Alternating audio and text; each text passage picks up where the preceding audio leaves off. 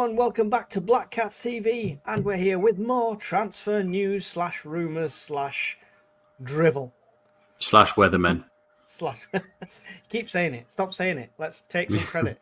How you doing, Take some credit for reading other people's articles, yeah, absolutely. Yeah.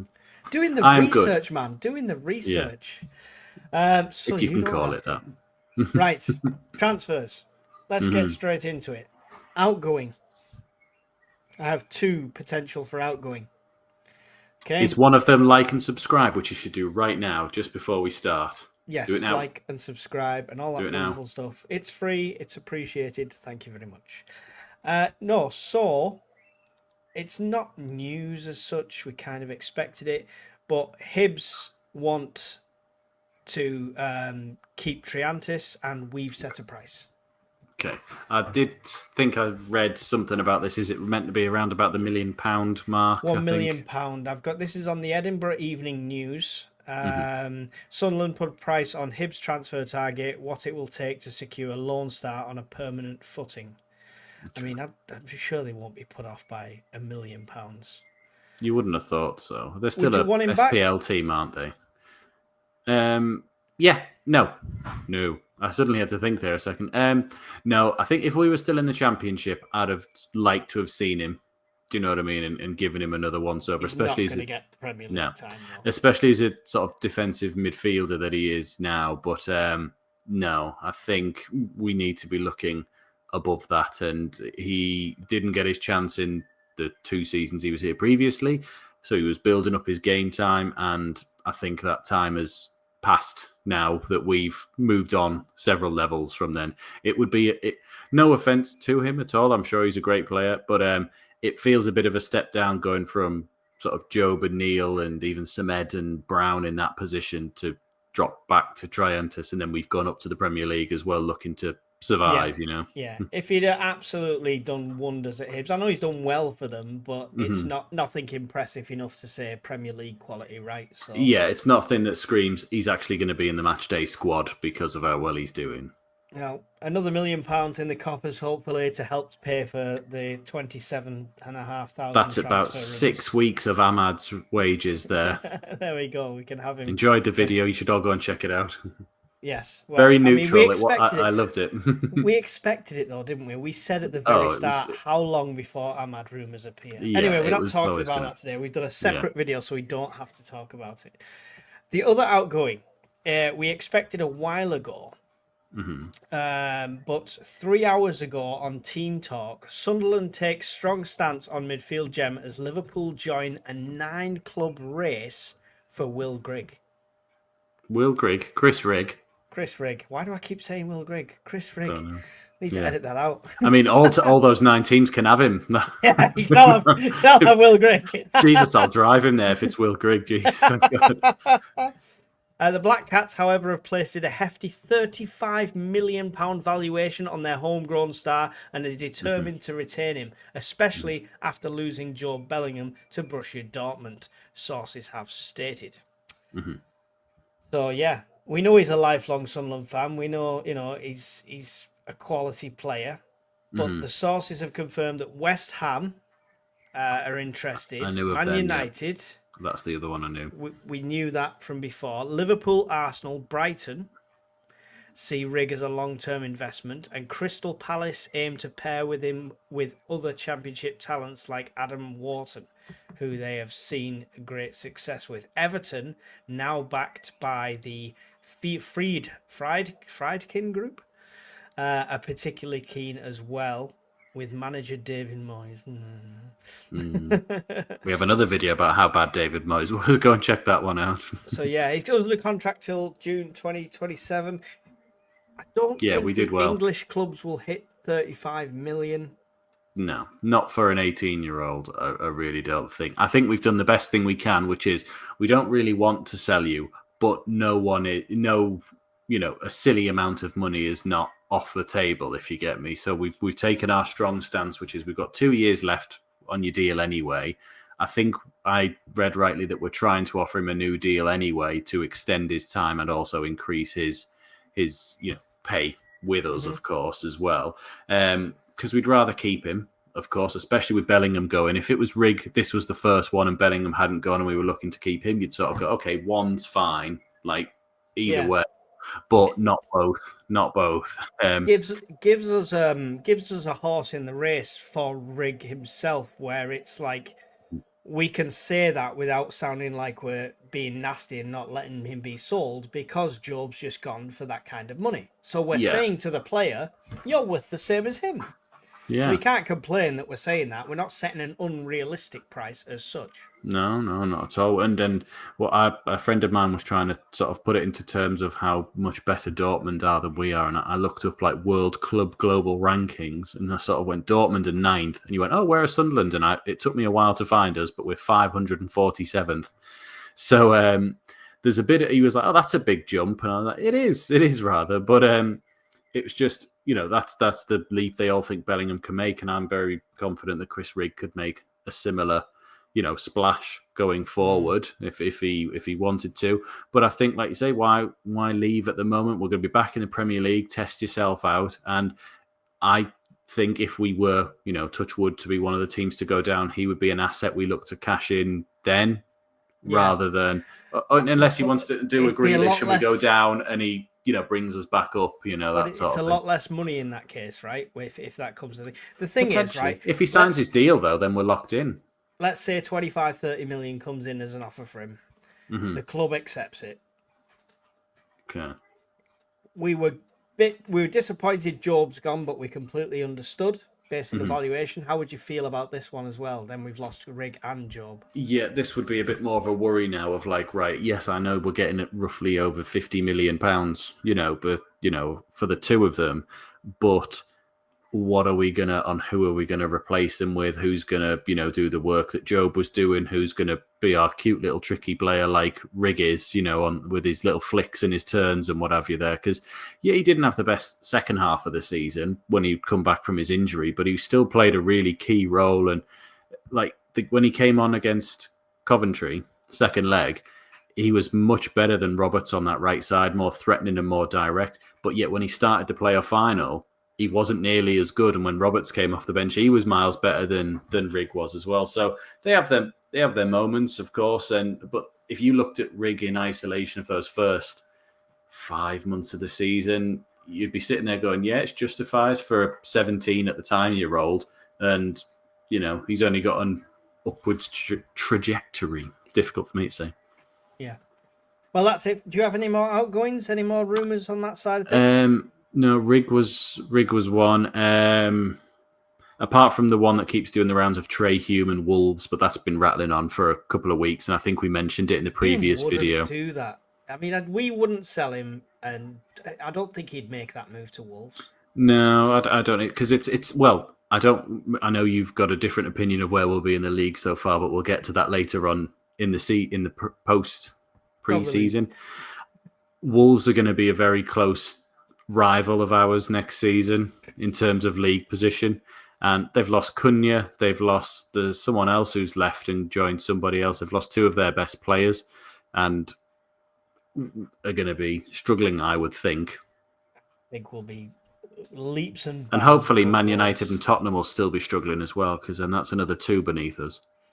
Well, and then we're safe. Leaps and bounds above Wolves. I did see something the other day that the Premier League put out a tweet of the Premier League as it finished, and then it sort of transitioned into the teams that are rolling in next season in alphabetical order, which puts us 17th. And the amount of people that were just like, I'd snap your hand off for 17th. Just end the season now. We'll take it. Nah, I think people have set the sights way too low. It's the most money we've ever gone up with. It's the most positive we've ever gone up. We don't get management we've got that money. That money from the playoffs we don't get until the end of next season. Yeah, but I mean, we're just in a better financial position. Oh yeah, absolutely. Wise, full stop. I mean, we've never. And we're not paying £8 million for a Chelsea signing who didn't play a game and only cost them $3 million a year before. So, how much was the team worth? What was the value of the team in comparison to the other Premier League teams when Peter Reid took us up and we got to 7th? I want to say. Do we have to factor in inflation at that point? Because no, but I mean, if you do it as a comparison to the other teams in the league, we'll know. Mm-hmm. If we were like, I couldn't tell you I was 9 or 10. Yeah, It didn't. At that point, it was just about your team's equally as good as the best team in the land, Man United, at that moment. Why wouldn't they be better? And when we were top of the league for nearly 2 years, or like up there, and then sort of fell off to 7th, you were like, yeah, we could easily win the league. The delusions of an 11-year-old by the time we got to that point. But I think we're in a better position now. I know we haven't got Super Kev, but we're in a better position now than we ever were then. Right. Maybe that's a comparison we should do. Maybe. That Premier League team for team. Where are they now? Yeah. Right, incoming. Well, the answer's all retired. Yeah, no, but yeah. Not the where are you now as such, but how good, he now lives in Harrogate, this street. He's a granddad. Yeah. Incoming, that's what everyone wants to know about. Mm-hmm. Okay, so let's start off. I've sent a few to you, but I can't remember what ones I've sent to you. But yeah, you lead me. Let's start off with a defender for a change. Okay. Or / left midfielder, depending on where you're in. It's a more recent one. Sunderland and Burnley are battling for Marseille 32-goal striker near 7 million. I don't know why they're saying striker when his position is not striker. A few hours ago, we were told the Black Cats' interest in signing Atletico Madrid defender Reinildo. Oh, the left back, yeah. Yeah, for whom they will face competition from Leeds, as well as clubs from Saudi Arabia and Turkey. Mm-hmm. I know who else they're on about as well, but that's on a different one, so we'll go on to that after. But he's 31. Yeah, but then again, I might be spoiling one of your other incomings on here. We've been linked with another left back who played for Villa and then was on loan at Forest. Yes, we've got. He's coming up. Yeah. Well, he's a similar age bracket. He's 31, 32. Yeah, so I think we're clearly looking for a bit of an experienced fullback, maybe to sort of sit into the defence as well. I think they clearly trust Hume, but Sirkin and Elise's injuries are probably a concern, and they're thinking, right, well, even if we got one in who's older, he might be not play every game, but his experience will help.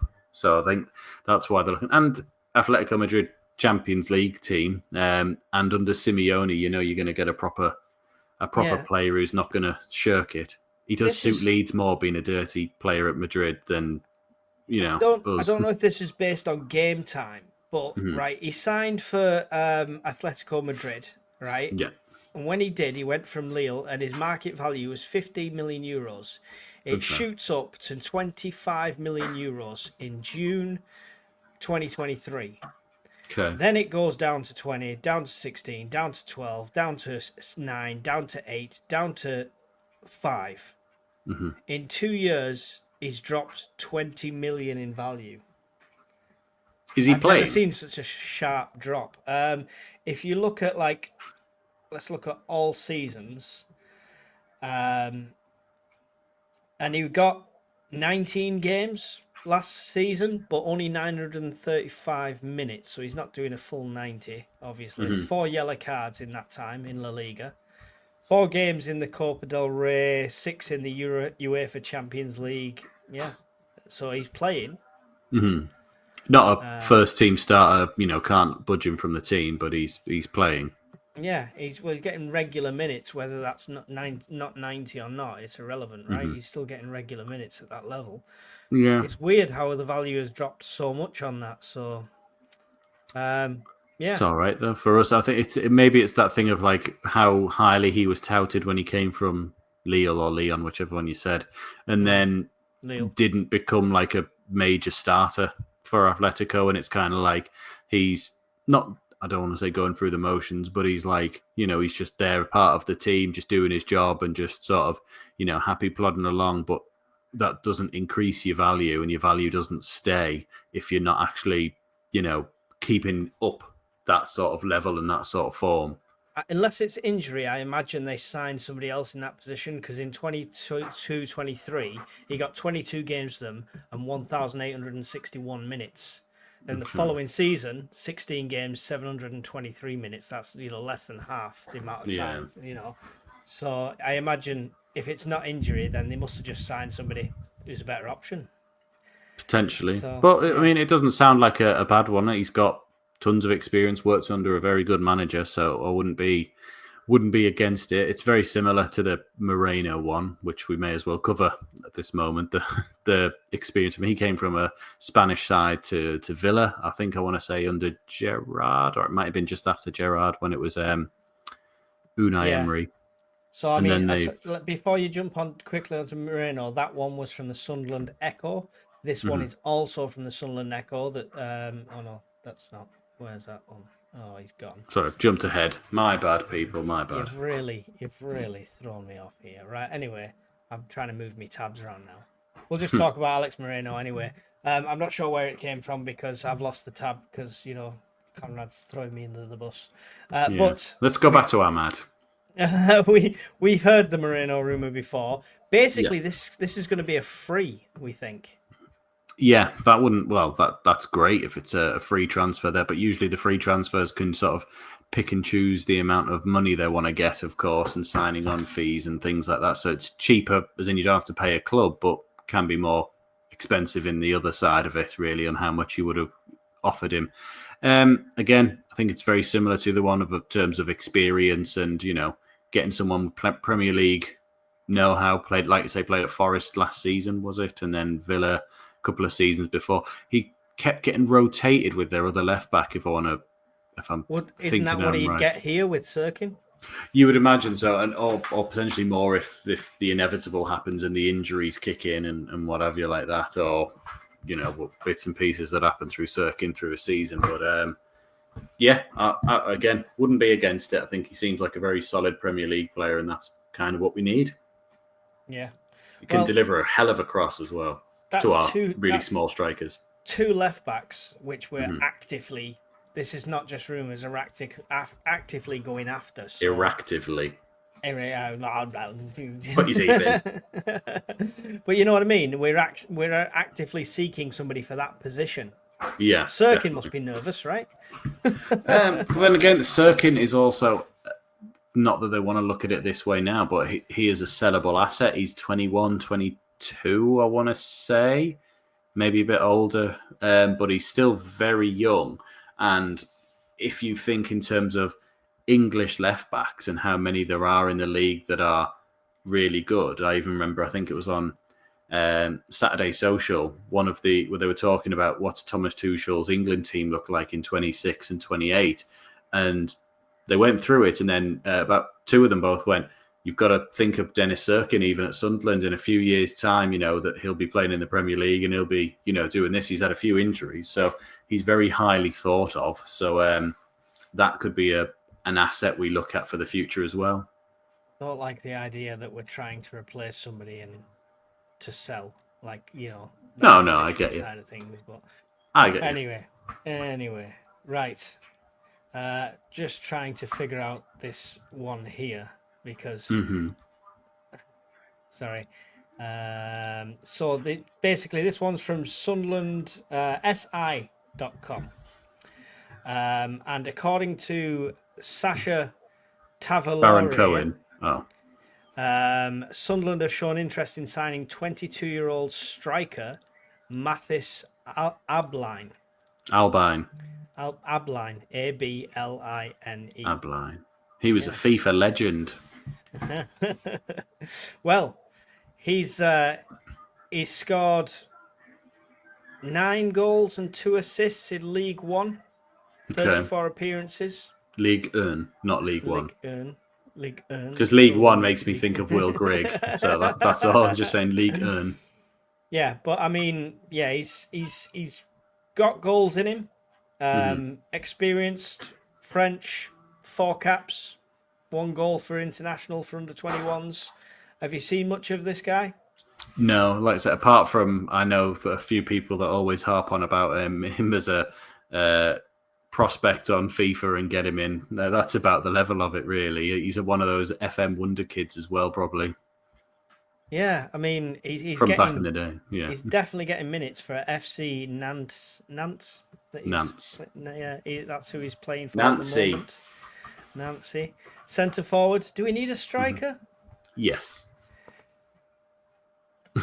Sorry, you want more than that? Yes. I think if you look at them, I think Isidore and Mayenda are more than capable of scoring goals and doing a job. But I think if you go into a Premier League season with just your two, that for me is a bit of a worry. I think we should definitely go out to look for someone like him or a better striking option to at least then be like Isidore and Mayenda rotate with this guy, or like how Isidore started the season and then Mayenda made it his position. Really, but we're talking about 17 million. They're going to want. That's fine. Unfortunately, that's the going rate. I still maintain, was it back in 2010, 2012, Joe Bellingham's only an £8 million player. It's just the rest of it is the financial inflation since then. Yeah. Good option then. Is he a yes, maybe pile? He's a maybe pile. I'd say. If he can be like as good as he is on FIFA, then he's a definite pile. All right. This one is an ongoing one. Okay. And this is the Sunderland Echo. Sunderland continue to be linked with a swoop for Vladislav Vanat. And we know what luck we have with awesome Ukrainian players. Yeah. So maybe we're trying our luck again. Yeah. Hoping to not get another. Maybe it was a situation where they went and filmed the wrong Ukrainian and brought back the wrong tape. Do you ever? Obviously, there's loads of people who've watched the film Mike Bassett, England manager. Not many people remember there was a TV series of it as well. When he went to manage the Wirral afterwards, and the scout came in and went, "Look at this video of this player. He's amazing." So it was just this guy scoring like bicycle kicks, getting 6 goals per game, every one. And they were like, God, we've got a signing right here. So they signed him and obviously brought him in, put him on the pitch. He ran on and then he caught the ball. It was the goalkeeper from the video letting all the goals in as well.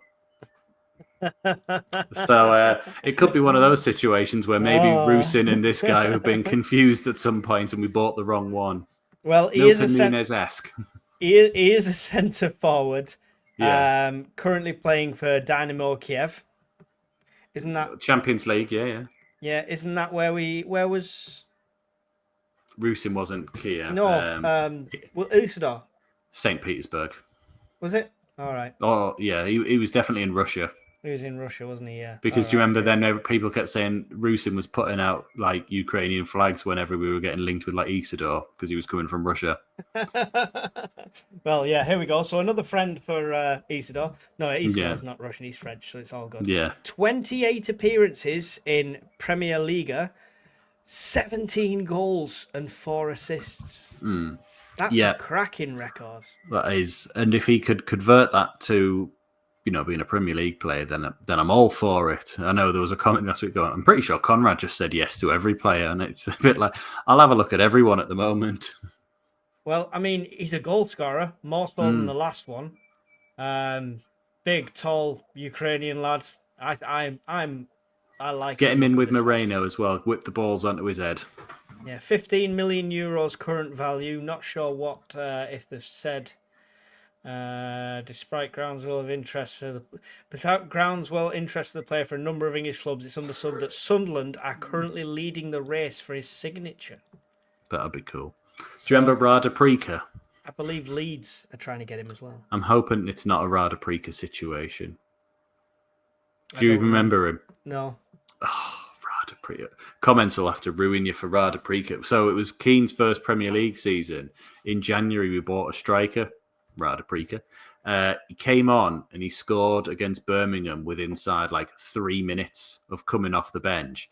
Then he also scored again, but it was ruled as mildly offside. When it was very, very tight. And then he hit the post with another one. We were like, what a player we've got here. In 15 minutes, he's pretty much had a hat-trick. But then he turned into absolute garbage. And I think we got rid of him before the end of the season. Why do I not even remember him? Rada Prika, how can you not remember him? I've just got he's completely blanked out of my head. Oh, yeah. He was terrible. And I was playing Football Manager in them days, so I should know him. I'm mad. You're going to have to Google it. Everyone else will be... that's a blast from the past, everyone. Yeah, look there. I've just seen yeah. And I don't even recognise his face. I don't know what's going on. one goal in like 3 games for us, I think, in the end, because Roy Keane was just having none of him by the end of it. He played 6 times for Sunderland and scored once, which was on his debut. The only thing is he could have had 4 probably at that point. Well, Hopefully that is not this guy. Hopefully that is not this or Rusin. Hopefully this guy is, as his numbers are showing, a good player. well, hopefully it does. I mean, that's the best numbers we've seen of potential incoming strikers, I think. Even if we Genuinely. go back to when we were talking in January, the numbers that the strikers were talking about, like Killiskoy and Freegard and other They were ones like 12s that, and 14s Cannons at the most, as yeah. well, and we were like, they're getting goals, but not lots of Regular, goals, and it's not just they're not doing it, but that seems like some good numbers right there. Good numbers in a decent league, So And a Champions League player. exactly. So I hope for that one. That's a hopeful one. I'd like to see that one. It's difficult for me because I do love Mayenda and Isidore, so we'll see. I think Mayenda would still get games, because he can play anywhere really across the front lot, really. Yeah, So I think he would still play. Isidore And who better to bring off the bench as well when, if this guy's playing and then at the end of the game, last 15, when other teams are tired, you bring on Mayenda to run at him. Definitely. Yeah. Right. So let's move on. Sunderland has been, obviously we've had links with Dan Neil potentially leaving. I don't know how true that is, or I don't think it will. Well, how true do you hope it is, Mike? I don't hope it is at all. I think he's a really good player and we should keep hold of him for now. There you go. However, change of heart. You like to see it. If we can land this player from Inter, then I don't think Dan Neil would have a place. Centre midfield. It's not Sully Montari again, is it? It's David Fratesi. So this is being reported by Sport Witness, and they are citing several sources for this one. He's a central midfield and attacking midfield. And yeah, he looks the beast. He's a pricey player though. He's valued at 32 million euros at the moment, so it could be out of our remit. However, it's 28 games in Serie A this season. 5 goals, 2 assists, and 1 yellow card. Yeah. He was on loan into the previous season as well, where he played 32 times, scoring 6. So he's done 2 years there, but loan and then permanent. Yeah. So he's doing.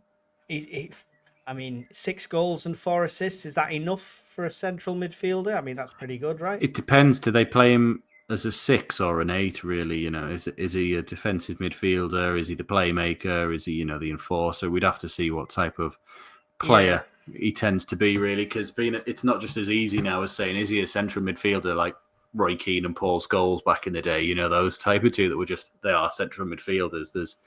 There's lots of ways they can play, and even Bellingham, just to go back to him, did an interview last season, under either Dodds or Beale, where he said he doesn't even really know what type of midfielder he is. He's just happy to be led at that moment. So, and then obviously Labrie found a great place for him last season, but Dortmund may find another one for him.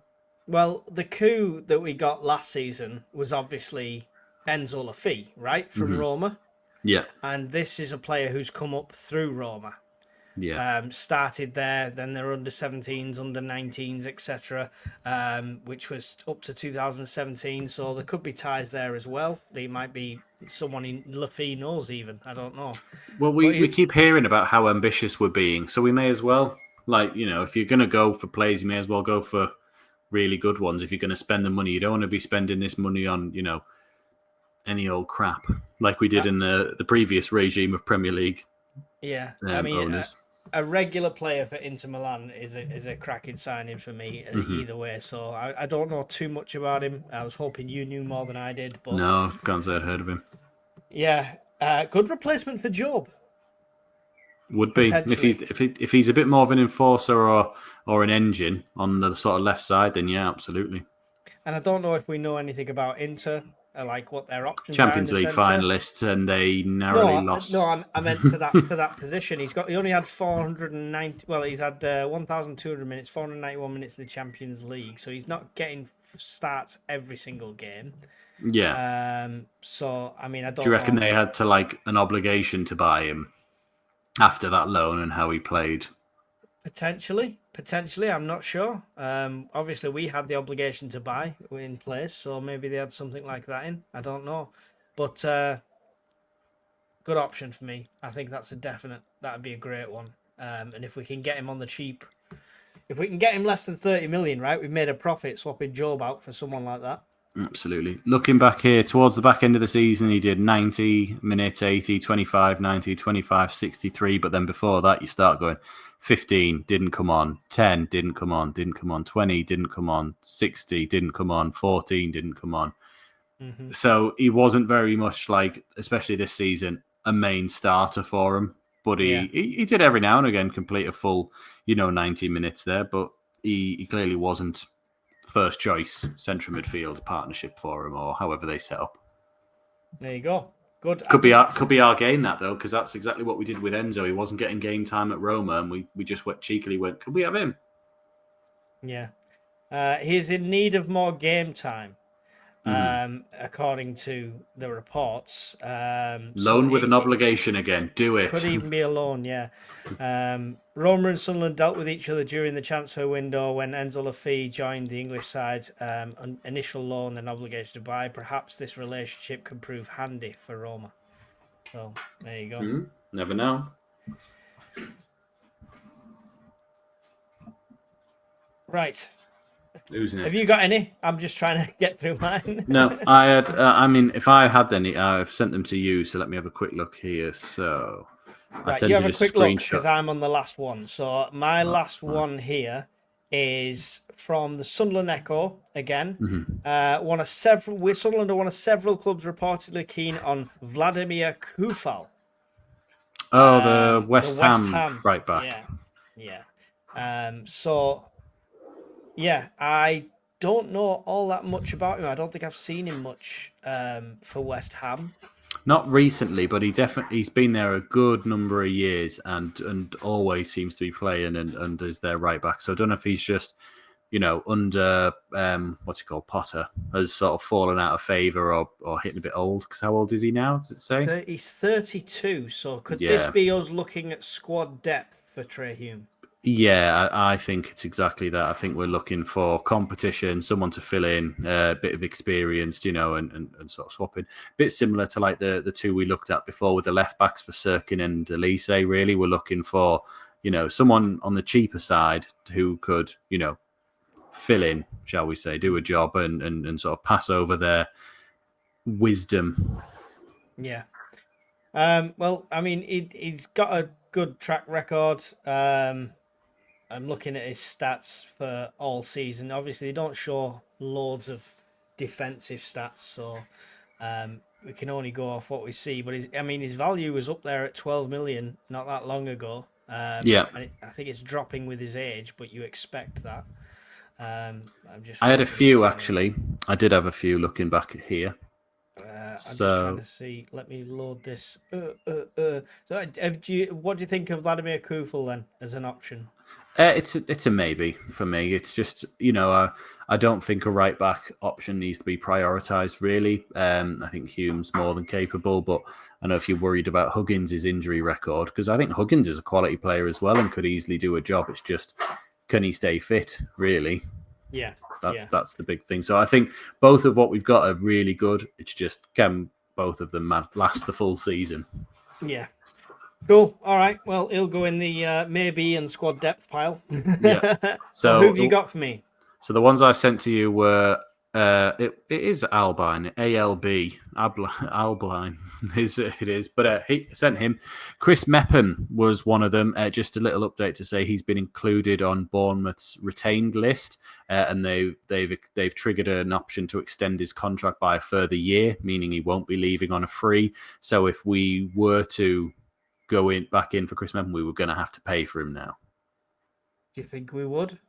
I think we'll look at all options first, and then we'd go back for that one if we wanted to. I don't think we're tied into, apart from someone like Ahmad, where it seems to be every window we're linked with him.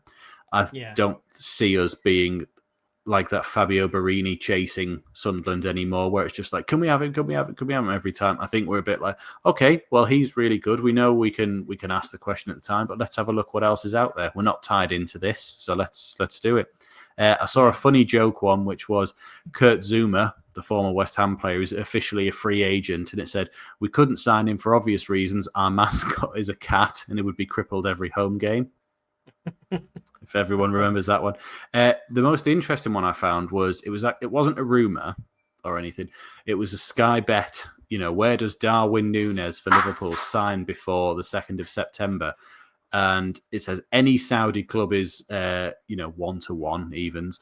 Then Atletico Madrid is 11-8, and Sunderland are in third best price position with 6-1 for Darwin Núñez from Liverpool. Really?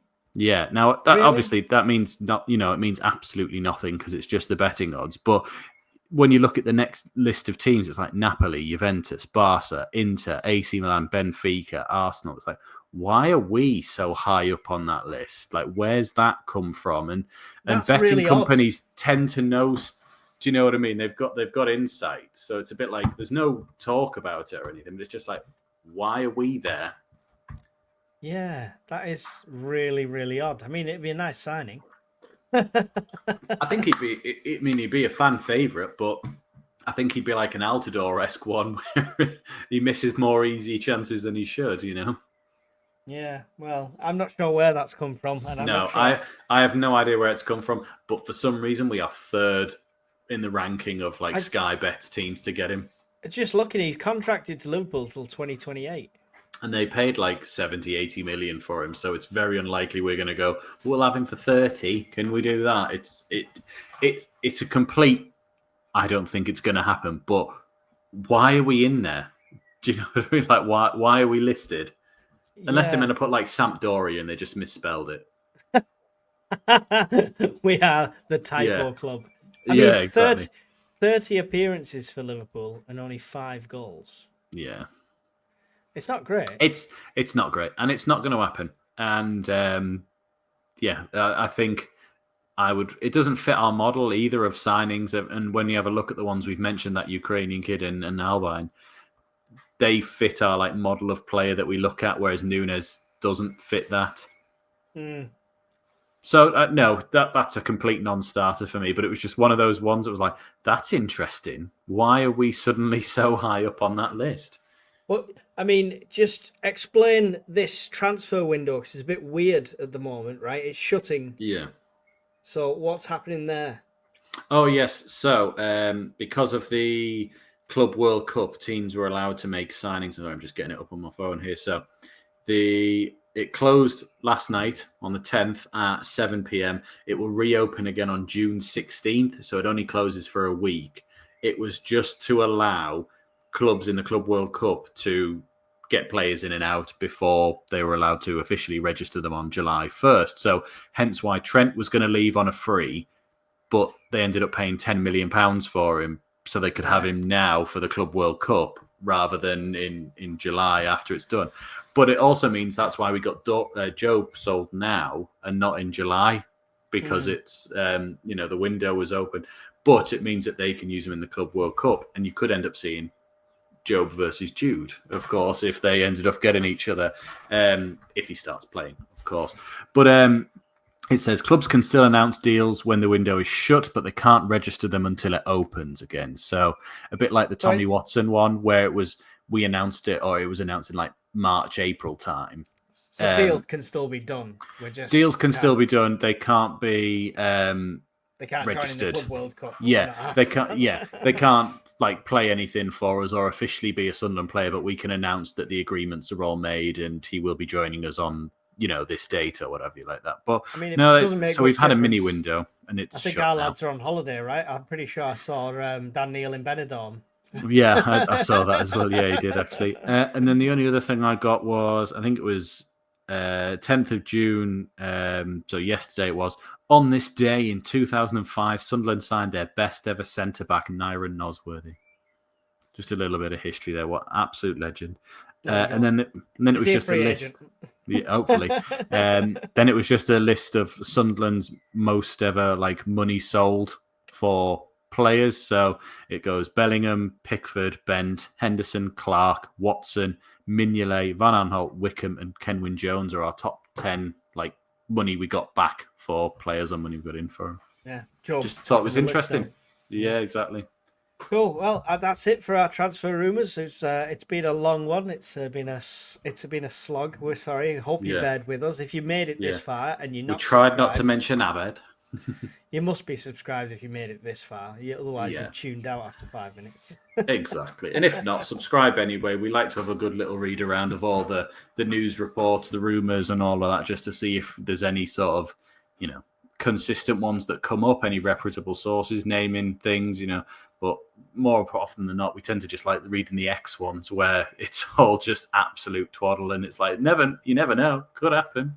Well, yeah, I mean, I've found all sorts of new sites doing this, so there's rumours galore. You're glued to them. The one that I showed on the Ahmad video linked Joe Macam News. Every single club. No, the transfer news one. Yeah. I remember looking at it thinking, isn't that just every team? Yeah. We know he's being sold, we just don't know where he's going. Isn't that just like every top 5 team in the like best divisions? Like, that's all it is? And Newcastle. Well, it looked like it. Yeah, even Newcastle are on there. Yeah. But yeah. Okay, that's it. Thank you for watching. Would you like to say goodbyes, Conrad?